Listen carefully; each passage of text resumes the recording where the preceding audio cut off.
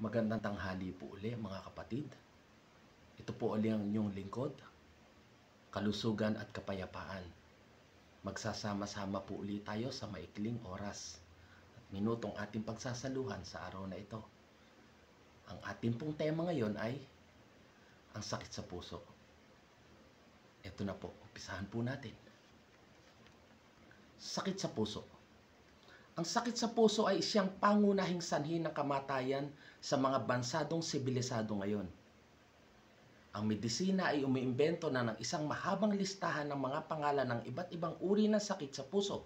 Ngunit iisa lamang ang sanhi ng lahat ng ito. Masyadong artipisyal na pagkain at artipisyal na pamumuhay. Yun po pala yun.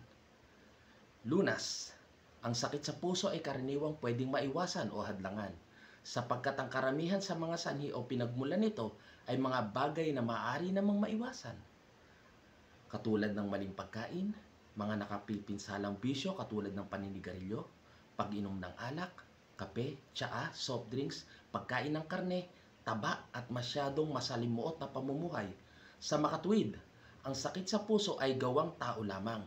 Dapat malaman ng sino mang may sakit ng ganito na kung nagnanasa ng ganap na kagalingan, kailangang ayusin at ituwid ang anumang dapat ituwid at iwasan ang anumang dapat na iwasan. Basahin muli ang batayang prinsipyo sa natural na paraan.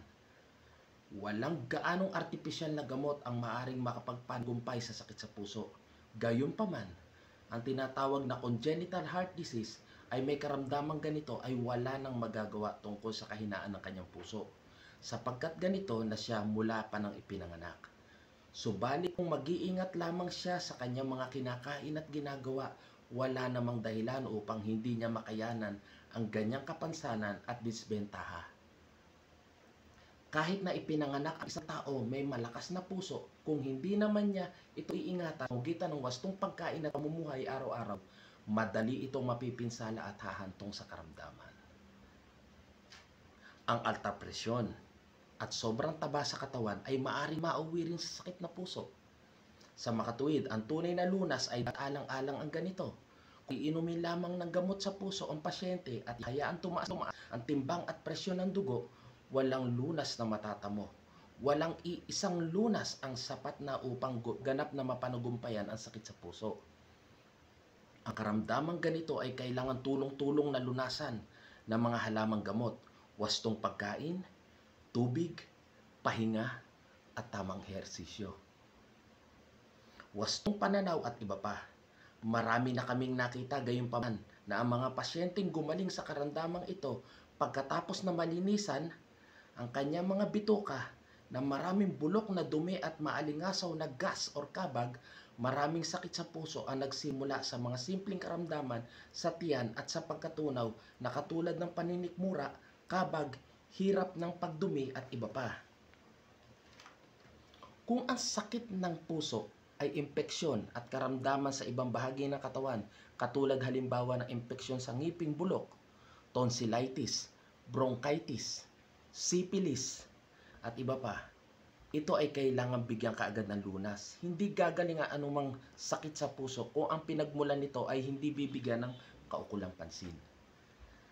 Kung ang pinagmulan naman ng sakit sa puso ay problema sa eliminasyon katulad ng kabag, di pagkatunaw, hirap sa pagdudumi, at iba pa, walang silbi ang pagbibigay lunas sa puso lamang sapagkat babalik ang karamdamang ito hanggang sa mabagot na ang manggagamot at pasyente. Hindi puso ang nangangailangan ng pagtutuwid sa mga pagkakataong ito, di ang problema sa pagdudumi at eliminasyon. Tama po yun. Kung pabalik-balik lamang pasyente sa kanyang problema o hindi niya nare-resultahan yung mga ganong sakit na katulad nga nitong mga ito, ay pabalik-balik lamang siya. Upang mabawasan ang panganib na atakihin sa puso at upang magbigay na rin ng lunas, kailangan magpalusog ng husto ang pasyente.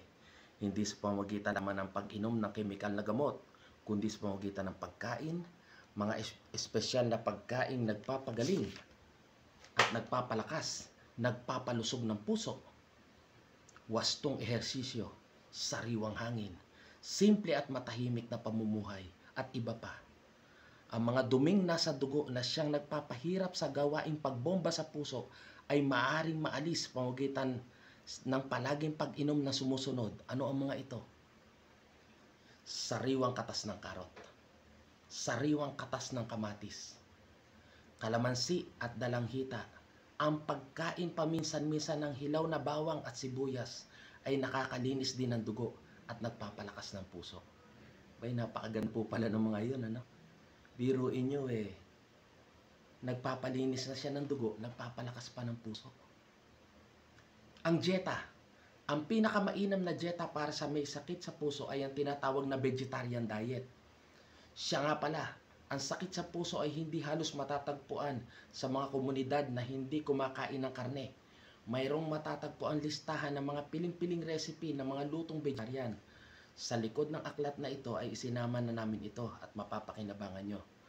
Ang sino mang nagnanais na maging malusog at malayo sa mga malalang karamdaman katulad ng sakit sa puso, kung kakain lamang na maayos ang pasyente at hindi aabusuhin ang kanyang tiyan at utak sa pamamagitan ng pagkain araw-araw ng mga nakakapinsalang pagkain tulad ng taba, prito, sobrang kanin, sobrang maalat, sobrang anghang at iba pa, ang puso at ang pangkalahatang sistema ng lalakas sa buong katawan natin ay lulusog unti-unti.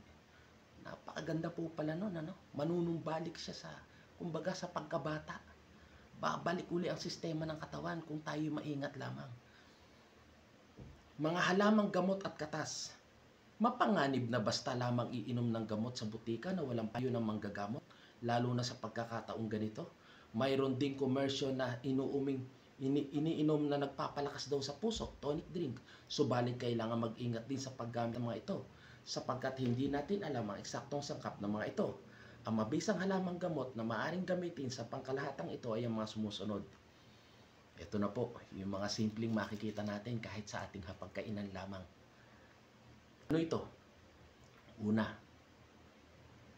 okra. Ang mga buto ng hinog na bunga na ay sinasangag at kainin.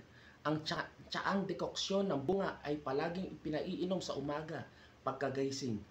Ang dosis ay normal. Ang bunga naman ay iginugulay. Pangalawa, bawang. Ang isa sa pinakamabisa. Maaring kainin law o bahagyang iluto. Ito'y natural na pampalakas ng puso. Cardiotonic ang tawag dito. At pampalinis ng dugo, depurative. Ibinababa din nito ang kolesterol at triglyceride sa dugo na bunga ng sobrang pagkain ng karne at starch. Sa makatwid, mainam na pagkain ng bawang kung ang coronary thrombosis. Kumain ng isa o dalawang maliit na piraso nito tuwing kakain. Pwede palang isabay siya sa pain. Pangatlo, pandan. Ang tsaang dekoksyon ng buto nito at mga ugat ay nagpapalakas din sa puso. Ang dosis ay normal. Pang-apat, karot, celery at kinchay. Ang kombinasyon ng sariwang katas ng mga ito ay pinaiinom para sa mahusay na sirkulasyon ng dugo at malakas na pagpintig ng puso. Uminom ng hindi kukulanging 16 onsa ng sariwang katas araw-araw sa ganitong proportion. Dito naman po tayo sa hydrotherapy. Kung masyadong malakas ang pintig ng puso or palpitation, lagyan ng malamig na pomentasyon ang dibdib. May mga pagkakataon naman na kumisan mas epektibong gumamit ng mainit na pomentasyon sa halip na malamig. Para sa mahihinang puso, magaling na pampalakas ang mainit at malamig na putbat. Ang malamig na paligo sa umaga pagkagising ay magandang pampakondisyon ng puso at sirkulasyon ng dugo. Uminom ng maraming sariwang tubig at katas ng prutas katulad ng kalamansi, dalanghita, pinya, ubas at kamatis araw-araw. Maglabatiba din paminsan-minsan, huwag araw-araw kung may kahirapan sa pagdumi o konstipasyon. Babala. Ang pagkilala at pagbibigay lunas sa sakit sa puso ay dapat na ipaubaya na lamang sa kwalipikadong manggagamot. Mga dapat gawin: panatilihing mababa o normal ang presyon ng dugo hanggat maaari, huwag magpapagod. Number 1 yan. Pangalawa, panatilihing mababa lamang ang timbang. Pangatlo, panatilihing normal